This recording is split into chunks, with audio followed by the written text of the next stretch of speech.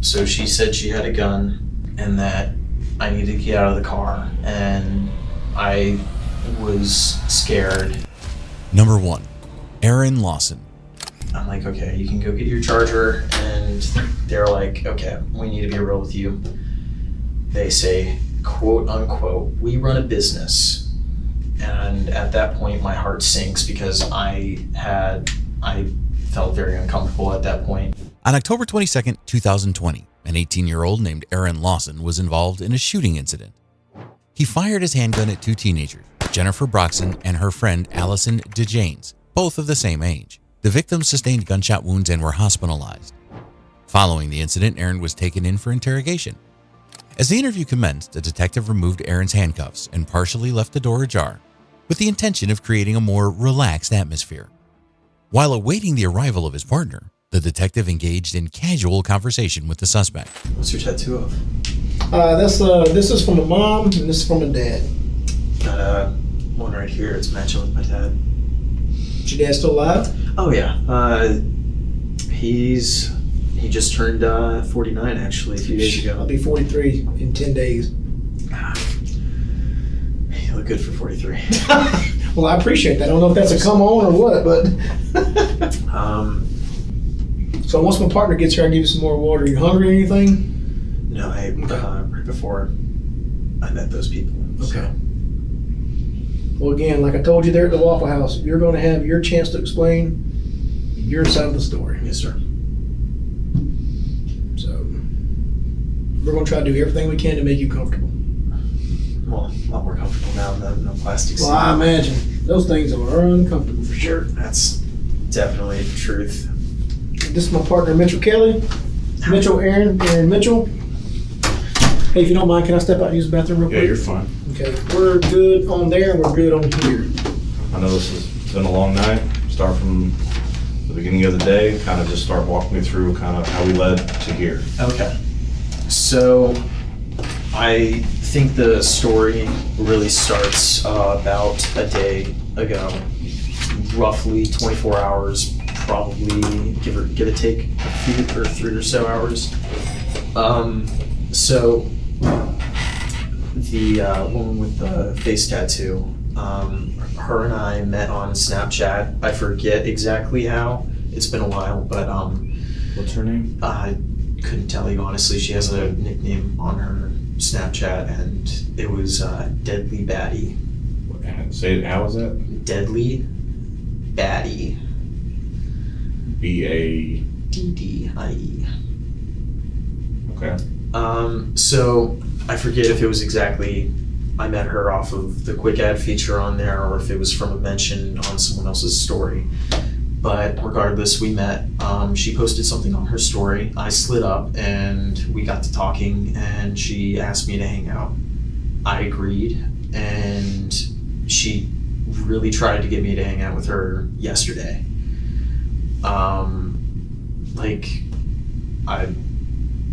What was y'all's conversation about?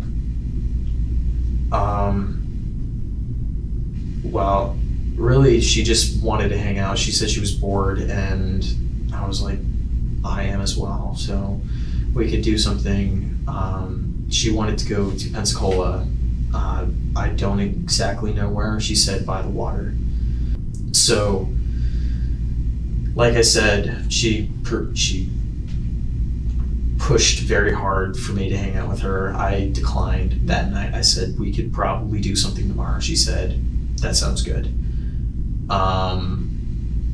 So today, earlier in the morning, we're making plans to hang out tonight, and she didn't respond for a few hours, and sorry, my time frame's a little messed up because I'm an hour ahead. You're fine. But I want to say about 11 or 10 this time. I went over to a friend's house who I had also just met off of Tinder. That was more of a hookup situation, and so I left there about 12. Who's that person? Like I said, we had literally just met, so want to say her name's Sadie.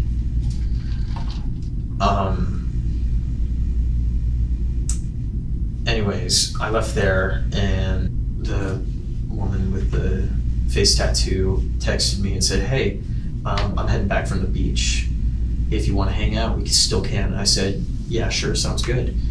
So she got back from the beach, and she was like, "Hey," she was like, "Where are you at?" I said, "I am by Whataburger, McDonald's, and Chick-fil-A by the Walmart." I don't normally visit Pace, but that's the some rough estimate of the location. So she was like, "Oh, could you grab me food?" And so I agreed. I bought her a number 15 with ranch, and I got her a Coke. I have the receipt in my driver's door, and so I also got I want to say taquito with bacon and the meal, so Coke as well.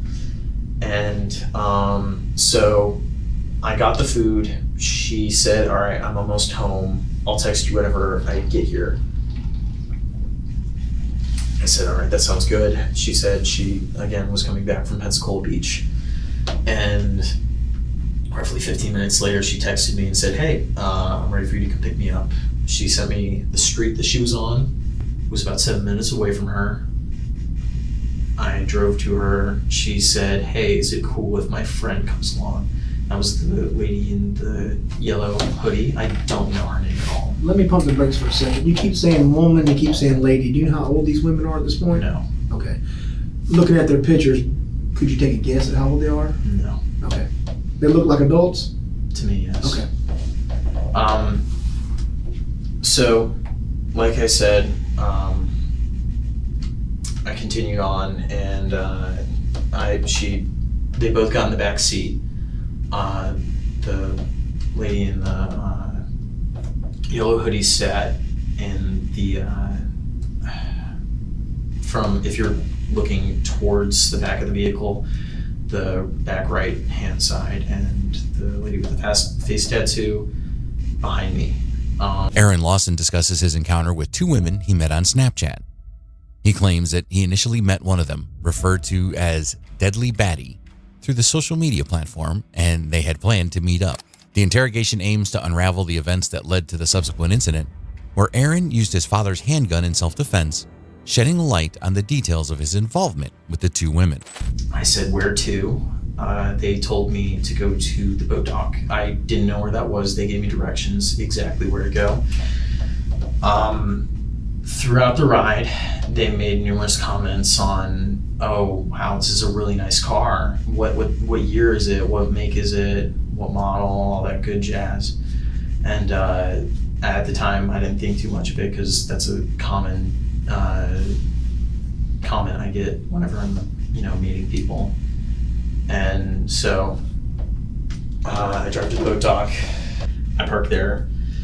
I get out of the car, walk over here with them. Did you pull around like you was facing to drive out, or pull in? I pulled in. Front of the car's facing this way. Okay.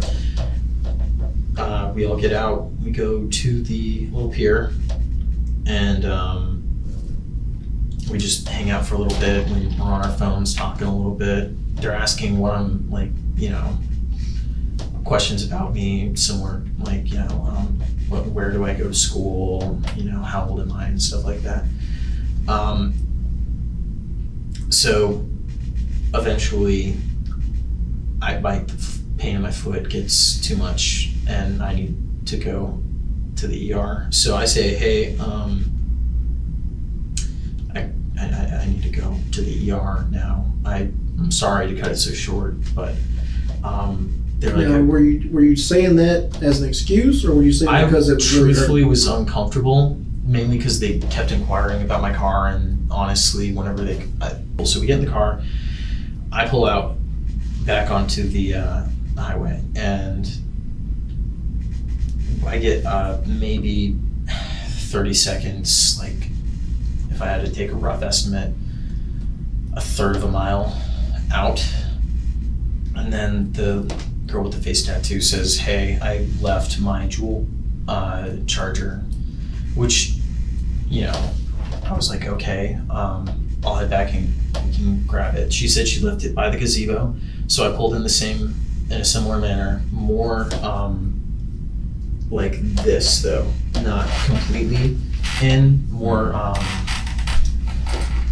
don't know how to say it, at a diagonal angle to the gazebo. And it's at this point that I'm like, okay, you can go get your charger. And they're like, okay, we need to be real with you. They say, quote unquote, "We run a business." And at that point, my heart sinks because I felt very uncomfortable at that point. I felt like what eventually did happen was about to happen. They told me that the girl in the yellow hoodie had a gun. They said it was a Glock 17. Is this girl a face tattoo or not? No, not face Okay. tattoo. So she said she had a gun and that I needed to get out of the car, and I was scared, so I did. I took the keys out of the ignition, and she said, "Nope, leave the keys." And at that point, I was 100% sure that they were going to take my car. So they say, "Listen, back up, and we're going to be taking your car." I don't protest at that point because they say they have the gun. I go sit down at the bench, which is right about here. So they back up, pull out, back up, pull out that way. So the car is facing like this. I get on my phone to call you guys, and the face tattoo lady gets out and she puts her hand out and says, "Yeah, I'm gonna need your phone now. You can text your dad and you can send him your location, but we are taking your phone as well." And oh, actually, I forgot.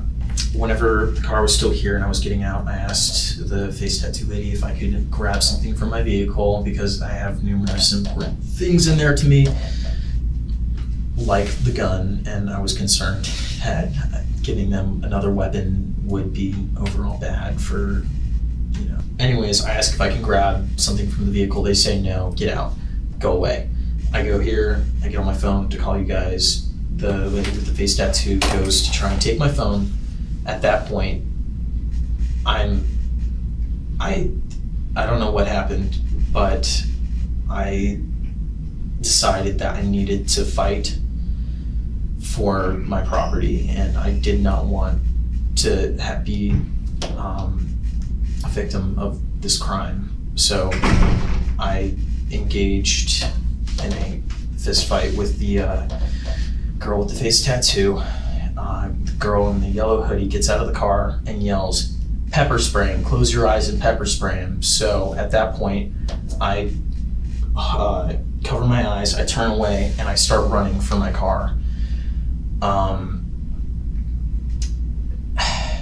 The girl in the yellow hoodie was closing the door. I put myself between the door and the car. I got on top of the girl in the yellow hoodie, and she was screaming, "Get the gun, get the gun." So at that point, I started strangling her because she was also fighting me and threatening me with lethal force. So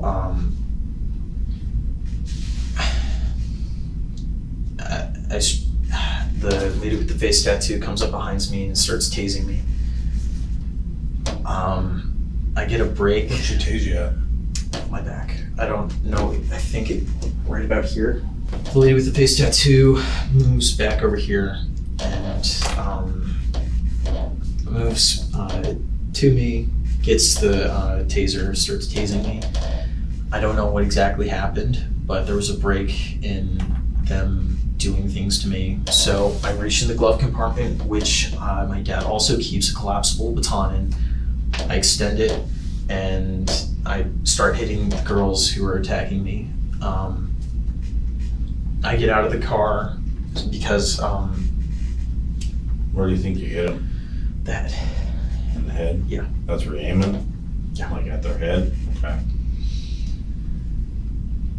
so the girl in the yellow hoodie says, "Get the gun, get the gun, get the gun," and the girl with the face tattoo turns around and starts heading for the passenger, right over here, the back right passenger side, if you're looking at the back of the car. So at this point, that's where I believe the gun is, because that's where the woman in the yellow hoodie was sitting, and she got up out of the car, got up from her seat, hopped over to the driver's seat over the storage compartment, which is how she got control of the vehicle originally. So I believe it fell out of her, hoodie or wherever she had it, and that the lady with the face tattoo was coming to get it. At this point, I hit her a little bit, and while she turns around, runs away, and at this point, I go into my dad has an RFID chip, a key, and a code for the safe. You mean the gun safe? Yes, sir. I rip off the RFID chip from the keychain. I unlock the safe. I grab the gun, rack it because it was not hot, it was not chambered. I rack it and I make it known that I have a gun and that they are not to enter my vehicle anymore and that they need to back off. The girl in the yellow hoodie keeps saying that she needs to grab her shoes and her phone. So I felt that this was just her saying that in order to get in the vehicle to grab the gun, which I believe is in the back right passenger side if you're looking at the back of the vehicle. I tell them numerous times, no, I will shoot you if you enter the vehicle. I'm so sorry. I'm stressed. No, you're good, buddy. So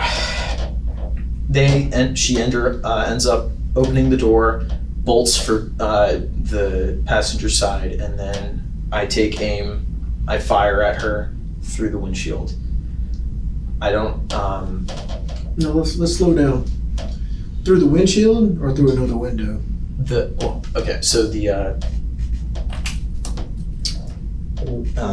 window right here. I'm sorry, terminology. No, you're fine. We're just. Yes, sir. Yes, sir. We're getting to the point to where what we see on scene versus what you're telling us, we need to make sure you're telling us the exact truth. Aaron agreed to meet them, but upon their arrival, they pressured him to go to a remote location, claiming they were involved in a business. Fearing for his safety and property, Aaron engaged in a fight with one of the women when she attempted to take his phone.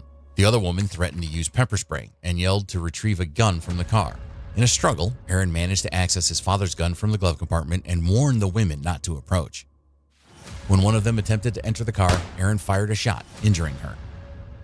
The interrogation aims to clarify the sequence of events and assess the accuracy of Aaron's account in relation to the evidence at the scene, but the detective knows very well that Aaron might be telling the truth. Yes, sir. Okay.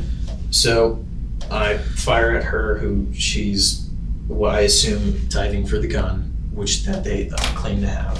What did you see her do? I tinted windows, so I couldn't see anything. I couldn't see much because black on black on black, and she dives for the floor. She's on the other side of the vehicle from you, Yes, so I'm right here. When you say she dives in there, explain what was she, how? She opens the door, dives for something, I don't know what at this point. I assume the gun. I take aim because I had informed them numerous times that they're not to enter the vehicle because I was worried that that was where the gun was, because they clearly didn't have it on them, because if so, they would have utilized it, I assume. And so I shot through the window. I make my way around the back of the vehicle this way, and the lady with the face tattoo is also diving for the same thing. So again, I shoot. Are they both in the vehicle right now, like No, trying to get something? They or- are right here, kind of on, like, you know, just outside of the vehicle. The lady with the yellow hoodie again reached for something in the vehicle, and to stop her from grabbing what I assume is the gun, I shoot again. And at this point, I realize my gun is empty, and that I'm defenseless because they had said earlier, in fact, whenever they're trying to grab my phone, don't try anything dumb because we have other people on the way. And so at this point, I'm afraid that I'm going to be getting attacked by more people. And so I enter my vehicle, I put it in drive, and I drive away just to get into a more populated area so I'm somewhat more safe. And as soon as I drive around this way, as soon as I get about right here, I ask my car to call 911. Aaron is unaware that Allison died from the gunshot wound at the scene, but the other female, Jennifer Broxson, survived. While in the hospital, Jennifer was able to tell the police her side of the story. We met, me and that boy met online when he slid up on a story that I shared about Trump. I screenshotted somebody else's post about Donald Trump coming to Pensacola, and they were bashing him. And I screenshot it and reposted it and put the laughing emojis. And he slid up and was like going off and saying, like, you people are a good reason to use our guns.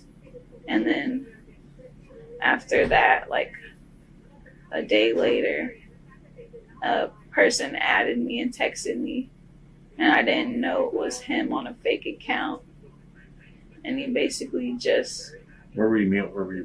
What site were you guys on? Snapchat. Snapchat. Yes, sir. And he texted me off of a different account. And I didn't know it was him until we got in the car with him. I told my friend Allison, I was like, this is that boy who was arguing with me and saying that he would kill me because of the thing about Donald Trump. And she was like, she took it as a joke.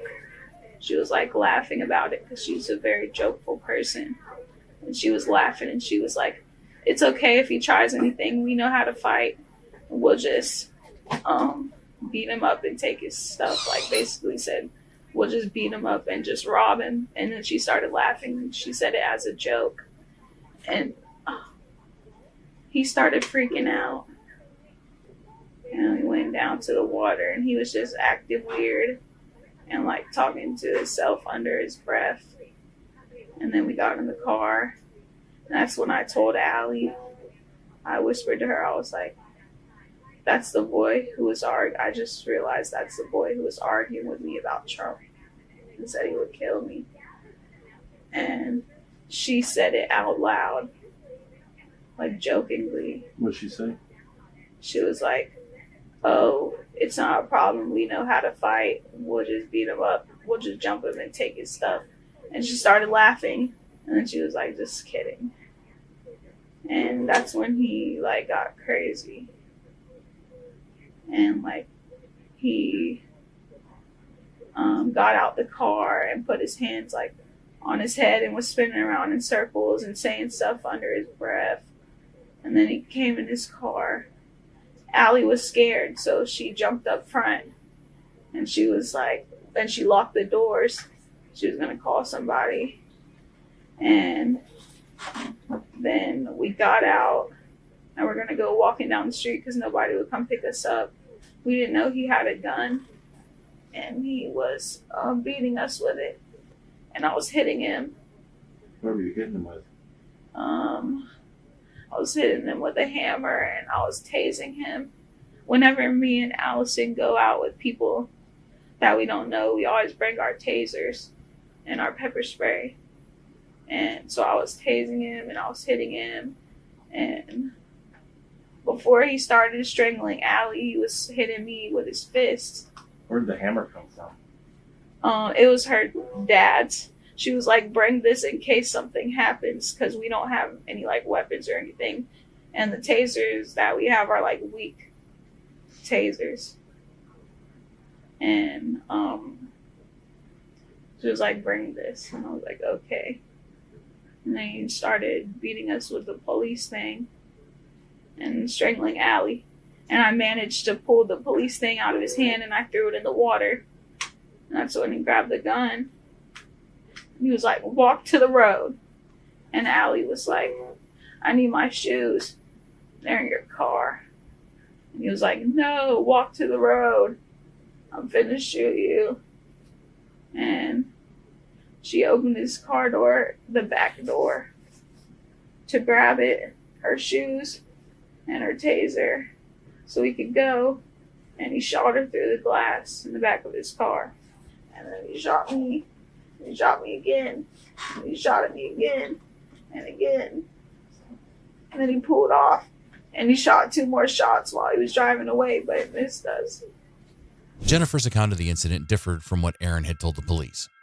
They couldn't find a second gun at the crime scene, suggesting that the women may not have had a gun or they somehow got rid of it. Now, the police want to determine if Aaron's actions align with Florida's Stand Your Ground law, which allows people to use deadly force to protect themselves from serious harm, death, or a forcible felony like robbery or carjacking.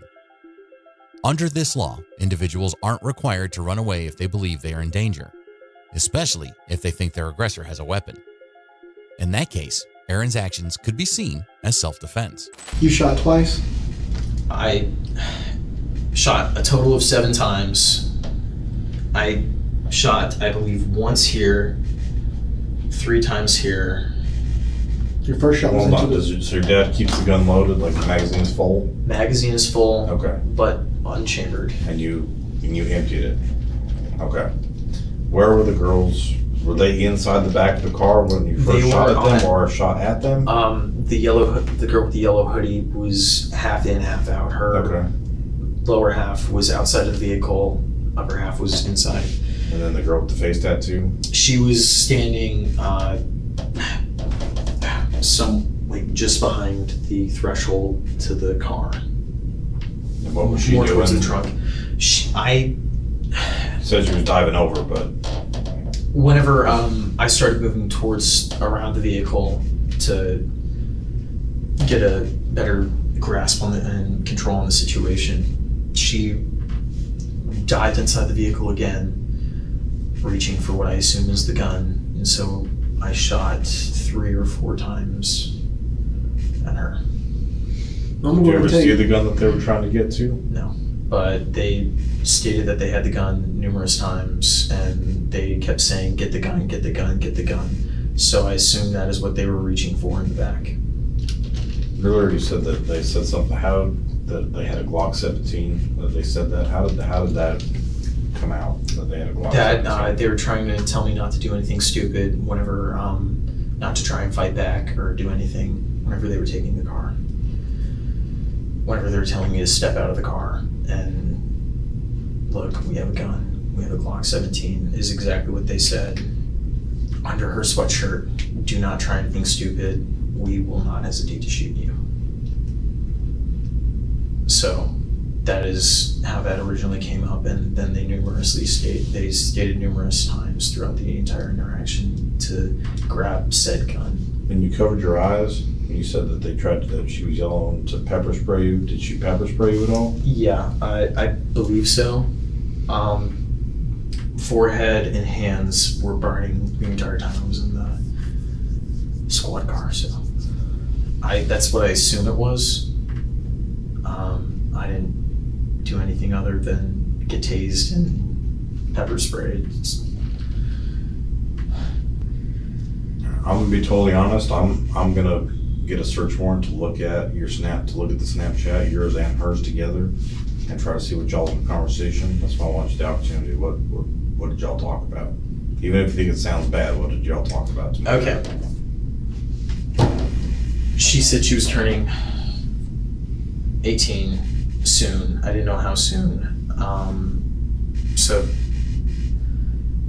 she said, "Hey, look, it's Florida law." I'm gonna see it anyway. I just want to hear. Yep. So originally, I was like, she posted something about Pensacola boys. I'm like, "Oh, I'm not from Pensacola, but what's up?" And she's like, "Oh, hi." And I'm like, "What do you look like exactly again?" Then she sent me a picture of her face tattoo. She looked older, and she said that she was 17, truthfully. And she said that the law is 4 years apart, really. That's, to my knowledge, the actual law. And how old are you? 18. So, we talked about tattoos. I said, I think that it'd be funny if I got one around my private parts. She said, I think it'd look good. I'm like, you want to see in order to get an opinion on what you think would actually look good around there? And she was like, yeah, sure. And so she got it. She was like, oh, wow, yada, yada, yada. Do you want to hang out? Yeah, sure. So truthfully, that's what I thought was going to happen. If it wasn't happening, I wasn't going to press. I was going to actually actively pursue it. If she came on to me, I wasn't going to stop. We've been doing this a long time, man. This is all we deal with. So Yes, sir. you talking to us about anything sexual is not going to offend us. It's not going to surprise us. So you don't have to hold back. I'm just ashamed, truthfully. You're 18 years old, man. That's normal. Even if you left one hookup and was going after another hookup. So is that what you guys were going over there? At least you thought you were going over there to hook up? I honestly didn't think that we were going to hook up at that time, though. Truthfully, 100%. Did you have anything in your mind that you thought was going to go on when you drove over there? Nope. Especially since she said that we weren't going to be at anybody's house. It was just going to be in public and not exactly my forte. Well, that's hardly public, especially at around midnight or later. Whenever I made contact with you at the Waffle House, the first thing you said out of your mouth was, can you take me back to the scene? I can show you around. Yeah. You still down for that? Yeah. You still got that much in your gas tank? Mhm. Because I think that'll be it'll help us see a little bit different than on this piece of paper. For sure. Okay. The detectives took Aaron back to the crime scene to review the details, but his story remained consistent with what he initially told them during the interrogation. To dig deeper, the detectives looked into Jennifer Broxson and her friend Allison. It turned out that just 11 days before this incident, both women were involved in a similar situation in Pensacola. They lured a man with the promise of sexual activity, but instead, they stole his truck when he stopped for gas. Later that night, they were in a hit-and-run accident with the stolen truck. Ultimately, Aaron wasn't charged in connection with Allison's death. However, Jennifer was charged with murder because she was committing a felony when Allison was killed. Jennifer is now in jail, awaiting trial. The next case is way more spookier. Number 2, a manipulated foster child stabs mother 200 times. 911, what is your emergency? What is going on? Hello? My mom was a knife. Who has a knife? My sister. A distressing 911 call was made where a woman was heard screaming, saying that her sister was killing her mother. When the police arrived at the scene, they found 18-year-old Sabrina Zunick leaving her house while still holding a kitchen knife. Inside the house, they discovered the body of Lisa Canafel, who had suffered nearly 200 knife wounds all over her body. Sabrina was arrested and the homicide investigation began. Sabrina had spent her entire life in foster care and had been diagnosed with various mental health issues, including ADHD, anxiety, depression, and bipolar disorder. She often got into fights at school and struggled with following rules. When Sabrina was 16, she was placed with Kevin and Lisa Canafel as foster parents in Willoughby Hills, Ohio. They already had 2 daughters, and initially, Sabrina seemed to fit in well with their family. However, things took a troubling turn when Sabrina and Kevin began a secret romantic relationship during the summer of 2012. Even after Sabrina turned 18 and could have left, she chose to continue living with the Canafils. This romantic relationship between Sabrina and Kevin caused tension in the Canafil family, leading to arguments and discussions of divorce between Kevin and his wife. Suspicion arose because Kevin had an $800,000 life insurance policy on his wife, and if they divorced, he wouldn't receive any of the money. Although Kevin wasn't present at the home when the incident occurred, the police believe he played a role in Lisa's death. However, when detectives attempted to interview Kevin, he obtained legal representation and didn't cooperate. Were you and Lisa in the process of going through a divorce? Okay, now we're getting outside the scope. Are you going to talk to us about any of the situations that led up to what happened? No, I talked to Detective Palmer. He said he wanted to get interview him about work, which I thought was probably a pretext. Okay. But everybody knows where she worked. Well, we never got to talk at length about the whole sequence of events and what happened. And that's what we're just trying to talk about. Well, we're just trying to figure out what happened that night. His wife was brutally murdered here, and we're trying to help him. Help us. He can help us in the investigation. He wasn't within 100 miles of the house when that happened. I understand that, but he was with them prior to leaving the house, so he can discuss what the house was like prior to him leaving. We came down to talk to you about what you asked us to talk about. I asked you specifically on the phone what the subject matter was. Correct. All right. Correct. We didn't have to come down. I told you no. Absolutely. You're right. Absolutely. But we're not going to get into the relationship between Kevin and Lisa. It's just you got a bloody girl with a bloody knife. You know what? I apologize for wasting your time then, because. Well, how about your relationship with any of the other children in the household? I mean, how about your relationship with Sabrina? You didn't discuss anything with that? No. Kevin? No. I mean, you can feel free to talk. He's got a lawyer sitting right next to him. I understand, or he can still say what he wants to say. Except that we're not going to answer any more questions. Okay, we're done here then. Okay. Thanks for coming. Is there anything we need to know?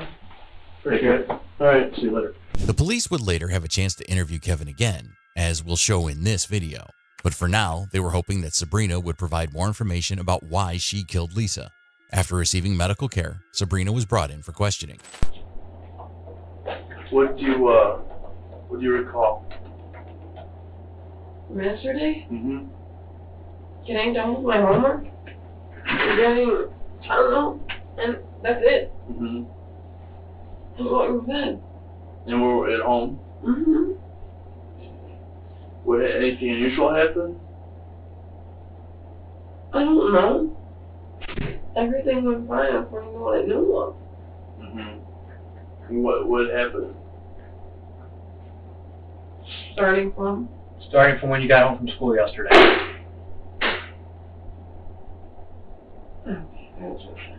No. I got home. I went to do my homework. Then we had hamburger helper. And then I went back to doing my homework. Stayed doing my homework for like 1. Went upstairs. No, it was like 12. Went upstairs. Tried to go to sleep. I couldn't go to sleep, so I went to go get some Advil. Mm-hmm. I had to go for because my head hurts and I have really bad headaches. I don't really feel like it. And after that, Where did you take ibuprofen from? in they sang Kevin's bathroom. That's Where? where it's held. Kevin and Lisa's bedroom. That's where it's held. Was Lisa still awake? I don't know. I just remember going in there, having the bottle, starting to shake it to get the meds, and then move on from there. Thank you. Do you remember what the bottle said? Ibuprofen. Ibuprofen? White, and there was orange. Okay. Are you allowed in the bathroom? Only, to get Advil or something like that. I call it Advil. So Right. ibuprofen. Other than that, no. Not unless they're there or, we're told to. So what did Lisa say to you then when she saw you in there? Don't know. I don't know if You Lisa didn't hear hers? No. I don't remember anything at that point on. What do you remember? Everything except Were you taking any illegal narcotics yesterday? No. Don't do drugs. You don't do drugs? When was the last time you did drugs? 3.5 years ago. 3.5 years ago? Okay. You have not had any illegal drugs since then? Okay. You were at home all night yesterday? Okay. After you ate dinner, did you have this opportunity to say goodbye to Kevin? I was at the computer desk. You're at the computer I desk? don't know. I went to the living room also because I was printing my bracelet. I mean, I was in the living room, I was in the kitchen, and I was in the office. That's it. Excuse me. I mean, I believe so. Yeah, he just said bye. He always says bye to everybody. Okay. Then we either say bye to like kisses him. Well. Okay. You had an argument or anything with Lisa last night? No. No? Everything was fine. Everything's I fine? know. Okay. Have you had these type of issues in the past where you just don't remember things? I'm not positive. I mean, I know I was in other group homes. When I was in a fight with other people, I blacked out. Mm-hmm. You mentioned you've had at your group home incidences where you blacked out. Have those been physical? What do you mean? Like, did you get in fights? People? Yeah, but it wasn't me hitting them. Mm-hmm. If I get a blow to the head, I'm gone. Mm-hmm. So I fell with my head. Have you hit people before and not And I remembered it? Like, in the blackout? Yes. But not, I don't start fights. Mm-hmm. Ever since my first group home, I was 14. I stopped fighting ever since then. What do you think happened to your hands? I don't know. I'm just saying that I'm being charged with homicide. Well, we're investigating it. I remember. I'm pretty sure you do. ambulance. Yeah. And then, Remember what you were doing prior to getting to the ambulance? no, In Lisa's room? getting meds. With my headache. And if I don't get it, Mm-hmm. Sabrina says she can't recall her actions and is puzzled about her bandaged hands. If this is genuine, it means she didn't realize that Lisa is deceased. Detectives can gauge her reaction when she learns the truth to determine if she's being truthful. How do you get along with Kevin? Kevin and me are cool. Mm-hmm. I mean, he's more the one that helps me out. Mm-hmm. Because this is Megan to deal with. Megan has mental instabilities herself. Okay.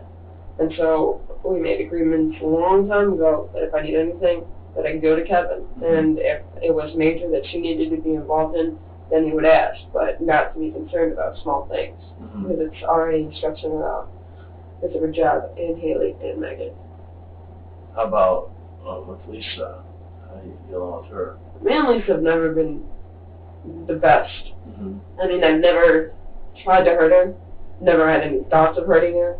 Yeah, it's been emotional and mental abuse from her to me. Mm-hmm. She put her hands on me, not fighting, Mm-hmm. but restraining me because I wouldn't give an iPod to her. And I don't know. I don't know. She never seemed to like me, and she's been wanting me out of the house. Mm-hmm.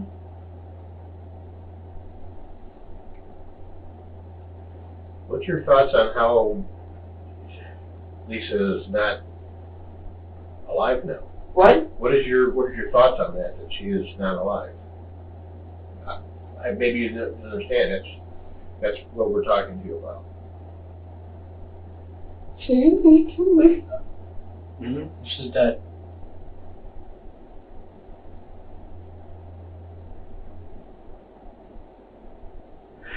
You should have told me I did it. Yes. Most of that blood was probably hers. That's why we need you to concentrate and think about what happened. There's always two sides to every story, and we want to know what you had to say about it. And we know you were there. You know, there were officers that got to the house after they were called. So we just need you to focus on what happened. You know you were doing homework, and you know you got yourself to the bedroom to get the medicine. What you need to do now is bring it all together and think real hard about maybe what happened next. And then that'll explain how you got some wounds to your hands. Okay? I've never been a murderer. Mm-hmm. We need to know why we're asking you to think about it. We need to know how to help you, okay? We don't know that until we need to get some facts and find out what's going on. And that'll give us the best course on how to proceed from here and help you, help the family, and go on from there.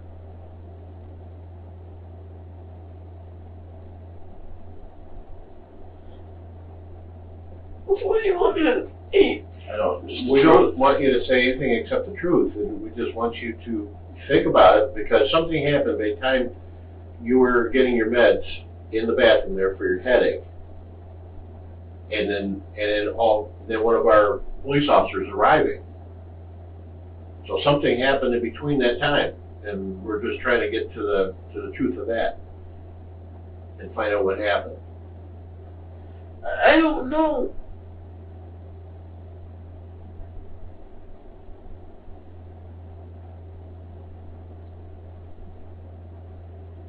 This is really bad. Yes, dead. Sorry.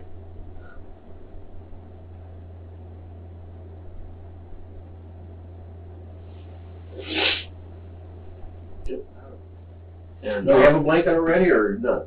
You don't have a blanket? Oh my gosh. How'd that happen? do you want to know what I can tell you what's going to happen from here right now? I mean, do you have questions for me? I mean, you right, David? Yeah. I mean, or for right now, we're still doing our investigation, but you're under arrest. You know, Lisa's dead, and it appears that you're responsible for that at this time. So that's what the charge is going to be. But at that point, you're going to spend a weekend in jail, the county jail. We're not going to stay here all weekend. All right? And you'll have a court hearing probably on Monday. And at that time, they'll look to see if you have a bond and what to do. All right, for you.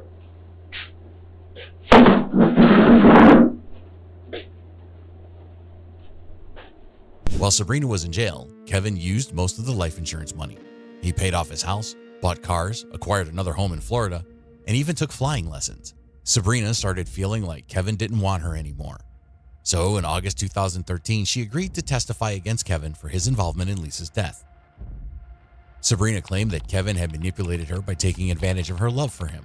The day before the incident, while driving Sabrina to school, Kevin stopped the car to talk to her. He began to cry and told her that he would take his own life if Lisa was still alive. Basically, he convinced me that I wouldn't get caught. We'd pretend like nothing happened. We wouldn't know a robber broke in, make it seem like, tumble the jewelry box and leave the door open, hide the knife, or it was supposed to be a gun. We were supposed to go to a shooting range the weekend of what happened. But Lisa got mad when he told her because she wanted to go along. You don't spend any more time with me. You're spending too much time with her. And so that didn't happen because it happened before. If I went to the shooting range and know how to use a gun, then it would have happened with a pistol that his uncle gave to him, wasn't registered in his name, couldn't be followed back to him. I was like, okay, well then just do it with a knife. And he was like, you want to get that up and close and personal? Like, you want to be that personal? So was your suggestion you use a knife instead of a gun? Correct. He had me convinced it was only going to be like 25 years and he would be there for me afterwards and that he would bail me out if it were that you got caught or anything. And I told him, look, you do know I'm risking my whole life, everything that I've done, getting my high school diploma, being able to do everything that I was planning on doing in life. And he was like, well, this is all on you. had full trust in him. I don't know, and I don't trust people. I've never been in love before, and so I don't want to say that's what I blame it on, but that's the only thing I could think of that would completely blind me from all the hints that were dropped, all the what are you doing, is this not wrong type thing. Because before, I was a manipulator and I was beat at my own game. That doesn't happen. I was blinded. You know, from getting the life insurance that he had on her, $750 some, and we would either get a new house, sell the one we had, pay off the trailer or the cars, whatever, and then either get a house or build a new one. It was all planned out. Me and you will have a perfect relationship. Haley can be raised the way she needed to be. Me and you would have a perfect house, and you'd have everything you'd want. You'd go to college. It was all going to be a perfect lifestyle. So what made you decide to tell us about Kevin? Because for some reason, I'm religious and the truth prevails. And for me to go down for this when I wasn't the only one involved, it didn't seem right. And when you start thinking with your head and not your heart, you realize if somebody loved you, they wouldn't let you go down like that. With Sabrina's testimony, Kevin was formally charged and arrested. After his arrest, he was brought in for questioning by the police. When I go back to my bosses and they're going to ask me if you were truthful, if you gave us a statement as to what we already know, and if you're remorseful for being involved in this. So, Obviously, Kevin, Mr. Waltz told you some things that we have an indictment against you, okay? And we would like you to talk to us to give us some insight on some things. We have a lot of facts as to your involvement in this case. And we would like to know your side of the story on this, on what happened. let's start at the beginning, Kevin. When did Sabrina come into the house, and how did that all unfold that you became the caretaker? You and Lisa. Kevin describes how Sabrina initially had difficulties following their household rules when she became their foster child. However, he says he made a deal with her, promising that if she behaved well, she could continue living with their family. She better start listening. She better not be smoking. I laid it on the line to her from the get-go, telling her that what we were willing to do to help her, as long as she followed the program, she was more than welcome to stay in her house, even after she was out of care, as long as she stayed in school and followed the program. But then I also told her, I said, as I do with my kids, that if you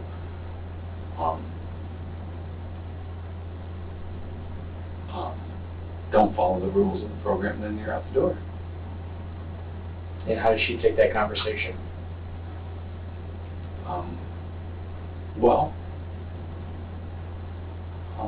She liked the fact that we were willing to, let her stay with us.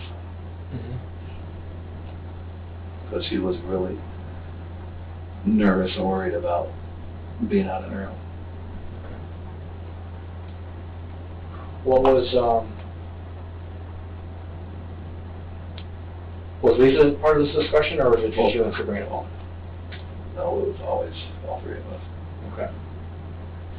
All right. So you and Lisa had a discussion with Sabrina within the first month.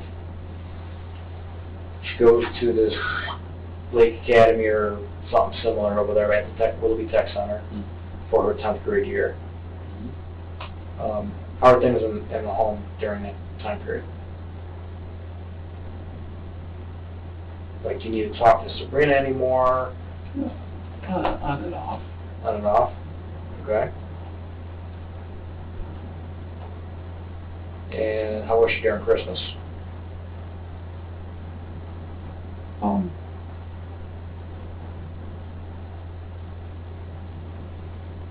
Okay.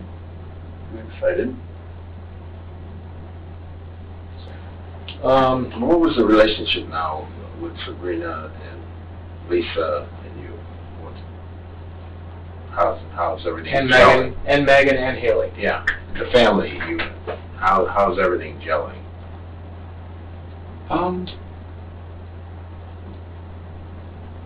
Had its good days and had its bad days. Tell us about the good days. The good days, everything went smooth. There was no problems. Kids did what they needed to do. Harmony and all? Yeah. Tell us about the bad days. Bad days. You started out with Megan and Sabrina getting into it. Or Sabrina.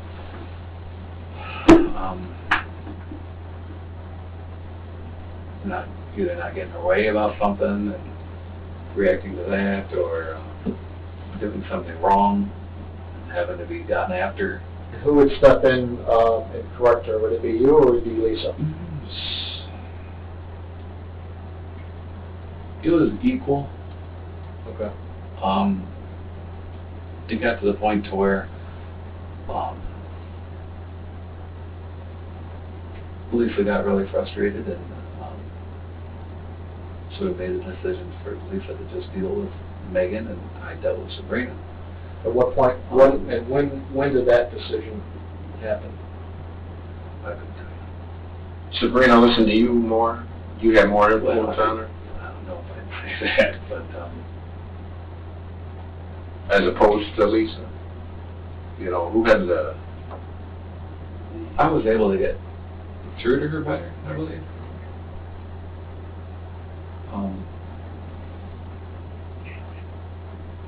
So obviously when you talked, she listened. Whereas Lisa, she talked and all she heard was wah, wah, wah, wah, wah. Probably a good analogy. Yeah. But you know, the relationship between Sabrina and Megan, my kids grew up together. And they love each other now, but that's like typical sisters or That's how it was. brothers and sisters, you know. They would be like oil and water, and the next thing you know, they're doing the hair and makeup together, and hanging out, and having fun, and it was just mind-blowing. So, if you could elaborate more on how your relationship with Sabrina developed and evolved. Remember, Kevin, we asked you for the truth when we came here.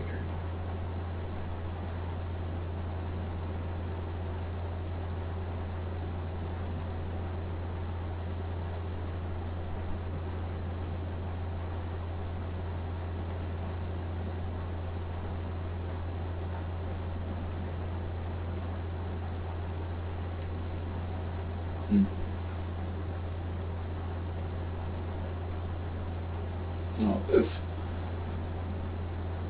if we're getting into all this stuff, am I supposed to have my lawyer? But you know, that we explained to you when he read you your rights. But also, we asked you for three things. I asked you for the truth. I wanted to hear your side of the story. And we needed to talk to you. This is the time to clear the air. So. It's your decision. You know you have a choice in the matter. Well, I already have But an attorney on record. I think he should be here for all this. like I say, I'm only gonna say the truth. I'm not gonna lie about anything. right. That's what I asked you for when we came in here. You know we have the evidence. I have an 11-count indictment here. And I wanted to discuss the whole thing with you, the whole puzzle. You know, each piece of the puzzle we put together for the last 8 months. And we have the evidence. So, I mean, we are going to go forward with this, as you know, and as we are going forward with it now.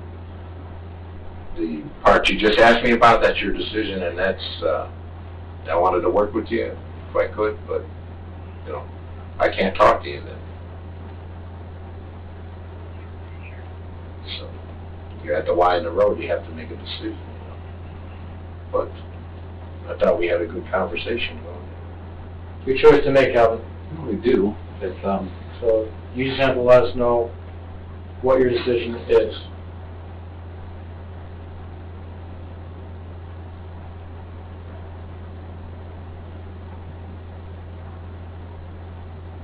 I should have the lawyer before we proceed. Okay. Are you asking for an attorney at this point in time? Okay. All right.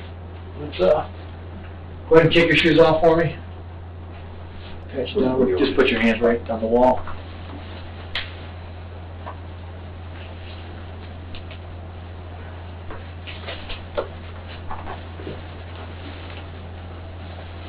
All right, come with me.